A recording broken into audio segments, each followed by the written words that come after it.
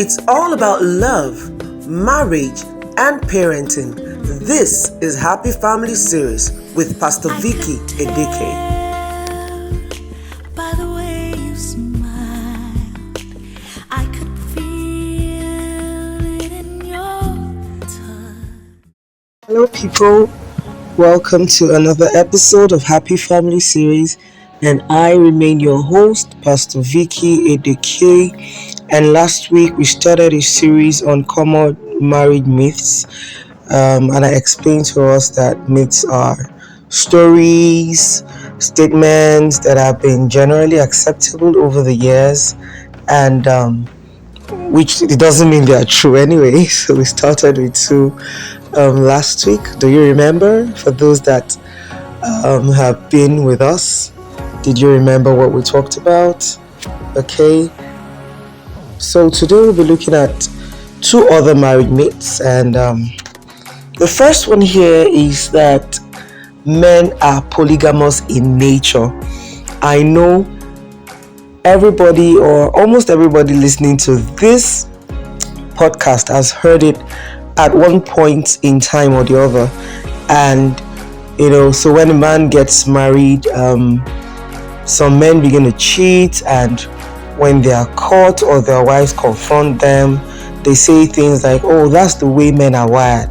Men are polygamous in nature. And it's not about how you're wired, okay?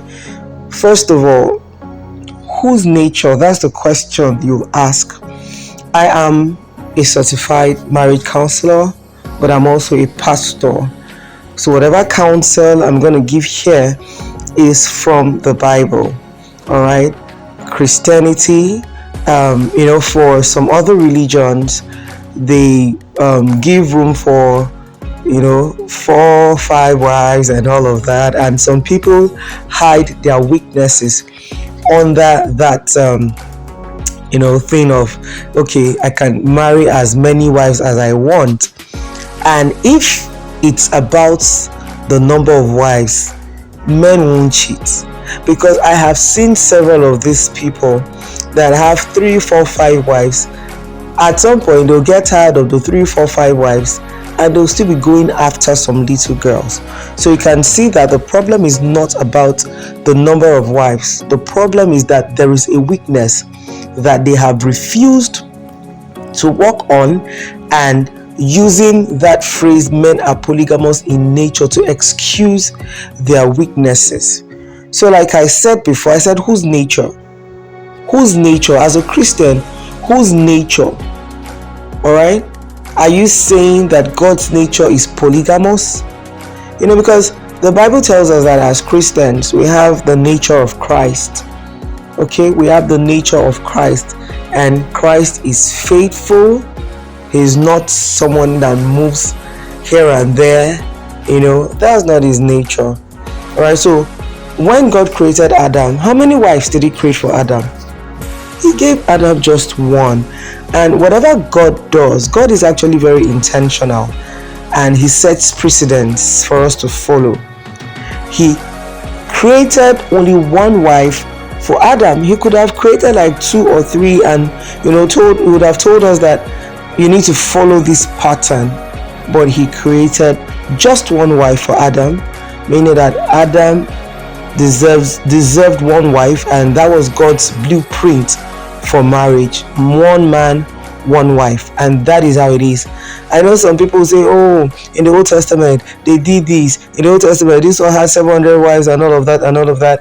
And that was not actually God's plan for marriage. And for example, you look at Solomon, who had 700 wives and 300 concubines. I still try to imagine how it was back then. There are 365 days in a year, which means that he had 1,000 women in his life. Probably in a whole year he might not even set his eyes on some of them. Wow. And how did he end up? His heart was turned away from God because of the several strange women that he brought into his life. So it doesn't always end well. All right. So when you're saying men are polygamous in nature, it's a lie from the pit of hell. It's a lie that the devil has told a lot of men. It's a lie that the society has told a lot of men, and a lot of them have been going around with that, in their subconscious somewhere. And when they try and they fall, they just say, oh, after all, men are polygamous in nature. Don't use that statement to excuse your promiscuity. Work on your weakness. All right, work on your weakness. Galatians chapter 5 and verse 16. I'll read the NLT. It says, so I advise you to live according to your new life in the Holy Spirit. Then you won't be doing what your sinful nature craves. And verse 19 says, when you follow the desires of your sinful nature, your lives will produce these evil results: sexual immorality, impure thoughts, eagerness for lustful pleasure, and the list goes on and on. So we can see that the Bible puts adultery, fornication, sexual immorality, he put them under the works of the flesh, meaning that if you are committing adultery, fornication, sexual immorality generally, the Bible is not making excuse for you. The Bible is not telling you that God created men and made them polygamous in nature. No, the Bible is saying that these things that I listed are the works of the flesh, and when you walk in the Spirit, you will not fulfill the lust of the flesh. The problem is a lot of people that make use of this statement as an excuse. A lot of them are actually walking in the flesh. They are satisfying their selfish desires. So that's what it is. All right, that's what it is. So you are not polygamous in nature. You actually have the nature of Christ, and you should exhibit Christ-like characters. Don't say you are. No. When you got married, you actually entered into a covenant, and you swore an oath to protect and to preserve your spouse. It's supposed to be together forever. And when you commit adultery, you destroy the esteem of your partner. You break that trust, and trust cannot easily be built. Trust that has been gathered or built over a period of time can come crashing in one day. All right, so don't break the trust in your marriage. Don't hurt your spouse. Men are not polygamous in nature. That lie is from the pit of hell. Are we together? The second point here is that healthy marriages are conflict-free. Healthy marriages are conflict-free. When you say man and his wife, they're so much in love, celebrating anniversaries and all of that, and like, oh, they never have conflicts. It's not actually true in its entirety. When I'm talking about conflict, I'm not talking about fighting. I'm not talking about quarreling. You'll understand what I'm talking about. Let's go on. When it comes to marriage, both of you are two people with two different upbringings, with two different exposures, sometimes two different cultures coming together. So because you are different, you were not raised by the same parents. Even siblings raised by the same parents don't always agree on everything.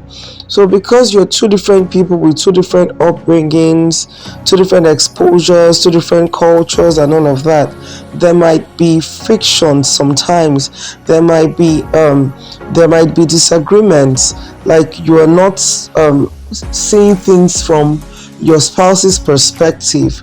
All right, so sometimes it happens, but you need to understand that a healthy marriage is not one that is conflict free, but is one where disagreements are resolved quickly and amicably. Disagreements are resolved promptly and amicably. Like I was trying to explain earlier, that when you're talking about disagreements, we don't mean fighting, we don't mean quarreling, we don't mean name calling and all of that. No, we're talking about when your opinions do not align. All right, so it's important that you learn how to resolve conflicts. Marriage is for a mature male and a mature female So it is expected that you must have attained some level of maturity before getting married. And maturity, I mean emotional maturity. All right, being able to know what triggers you, what triggers your anger, being able to know what gets you upset, being self-aware and knowing about your emotions so you can be able to control it. The emotion of anger is not evil in itself. All right, there is a good kind of anger when you are fighting over injustice and you channel it properly, but anger that cannot be controlled is bad. So you need to be able to control your emotions. Marriage requires patience, it requires forgiveness, it requires empathy, putting yourself in the other person's shoes. It requires consideration for the other person. It requires mutual respect. So if these things are not in place, conflict resolution becomes difficult. But when these things are in place, conflict resolution becomes easy. So a healthy marriage, yes, there might be disagreements, there might be conflicts, but they are resolved promptly, they are resolved quickly, and they are resolved with emotional intelligence. All right, thank you. I hope this podcast made sense to you. Okay, so I'm going to be taking question and answers in subsequent series, and I would also want you to send in your questions to this WhatsApp number 08026254175 08026254175. Send in your questions and I'll be glad to receive them and answer them on this show. Okay, and you can follow me across all of my social media platforms: Facebook, Instagram, YouTube, X, Audiomack, TikTok. My name is Vicky Edeke across all platforms. VICKIE Edeke across all platforms. Oh, Edeke is EDEKE. And you can send an email to me at askvickyedeke@gmail.com. I'll be glad to reach out to you. And my book, Lovers Forever, is on seller. And you can also get the hard copies across all Woven Height bookshops nationwide, and you can get it on their website. And guess what? They can deliver to any part of the world. Yes, Woven Height bookshops in Abuja, Lagos, Ibadan, Kaduna rather. Yeah, and the books are in all their locations and on their website. So I believe that the material will be a blessing to you. Okay, and thank you for listening. God bless you. Bye.